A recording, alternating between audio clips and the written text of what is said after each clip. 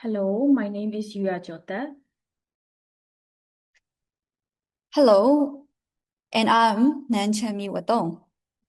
Today, we'll be presenting our research title, Defying Burmanization, Identity, Ethnic Resistance, and Alternative Governance in Myanmar. We will explore how urbanization has shaped identity in Myanmar and how ethnic minorities have responded through resistance and alternative governance. Our main research question is how has identity in Myanmar been shaped by state-led urbanization and ethnic minority resistance? We will first look at the historical roots of ethnic conflict, then explain urbanization and state-led identity control. After that, we will discuss citizenship law, the NRC system, and their impact on minorities. Finally, we will examine ethnic resistance and alternative governance. First, let us introduce the three core concepts of our project. Our project focuses on three core concepts: Burmanization, ethnic resistance, and alternative governance. Burmanization refers to state-led efforts to promote Burman language, culture, and identity as dominant national standards. Ethnic resistance refers to how minority communities defend their identity, autonomy, and political rights. Alternative governance refers to systems created by ethnic organizations outside direct state control, such as local education, administration, and social services. Together, these concepts help us understand the relationship between identity and political power in Myanmar. To understand these tensions, we first need to look at the historical background. The roots of Myanmar ethnic conflict can partly be traced to British colonial rule when Burman majority lowlands and ethnic minority frontier areas were governed separately. Before independence, the Balong Agreement raised expectations of greater autonomy and equality for ethnic minorities. However, after independence in 1948, the central government became increasingly centralized and ethnic demands for autonomy were often treated as security threats. Military rule later strengthened centralized power and Burman Buddhist dominance within the state.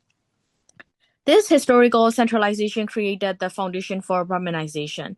Burmanization refers to a state-led assimilation process that promoted Burman language, culture, and Theravada Buddhist norms as dominant national standards. This process became stronger under military rule, particularly after the 1962 coup under Ne Win. As Burma Buddhist identity became closely connected to national belonging, some ethnic minorities faced pressure to assimilate into a state-defined identity.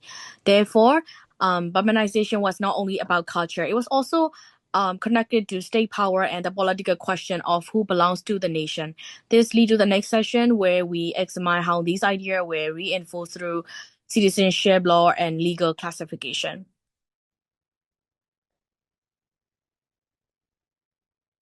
To understand this issue, let's begin with one of the most important legal changes in Myanmar's modern history. The 1982 citizenship law transformed ethnicity from a cultural identity into a legal requirement for belonging. By recognizing only 135 national races for full citizenship, it created an equal legal status among different ethnic groups. As a result, many minority communities lost equal citizenship rights, while the Rohingya became stateless. These legal inequalities became part of everyday life through the National Registration Card, or NRC. Because the NRC records a person's ethnicity and religion, it influences access to education, employment, travel, and other public services. This forces many minorities to choose between changing their official identity for legal protection, or keeping their identity while facing discrimination and exclusion. So, how have ethnic minority communities responded to these challenges?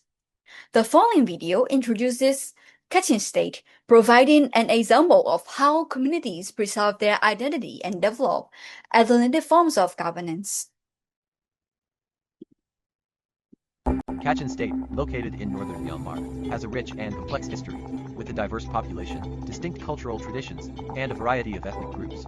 Here's a comprehensive overview. The Kachin region has been inhabited by various ethnic groups for centuries. Historically, the area was known as the Kachin Hills and was part of the larger Shan state region. It was influenced by the Mon, Shan, and Burmese kingdoms over the centuries. During the British colonial period, which began in the 19th century, Kachin state was included in British Burma. The British administration introduced new governance structures and economic systems, impacting local societies. Following Myanmar's independence from Britain in 1948, Kachin state became one of the country's administrative regions. The post-independence period has been marked by ongoing ethnic tensions and conflicts, particularly between the Kachin Independence Organization KIO and the Myanmar government. Population size. As of recent estimates, Kachin state has a population of approximately 1.8 to 2 million people. The population figures can vary based on the source and the time of the census. Ethnic groups. Kachin state is home to a variety of ethnic groups, including Kachin, the largest ethnic group in the state, also known as the Jingpo, who have their own distinct language and culture. Shan, a significant ethnic group in the region, related to the broader Shan ethnic group found throughout northern Myanmar and parts of Thailand.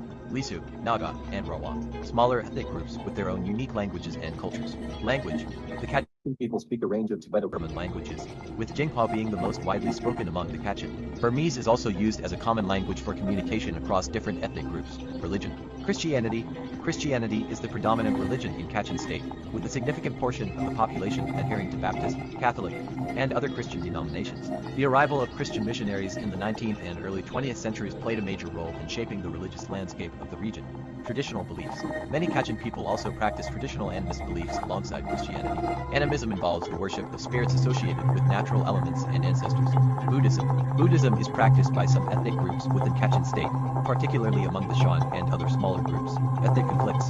The region has experienced significant ethnic and political conflict, particularly involving the Kachin Independence Army KIA and the Myanmar military. The conflict has led to humanitarian issues and displacement of people.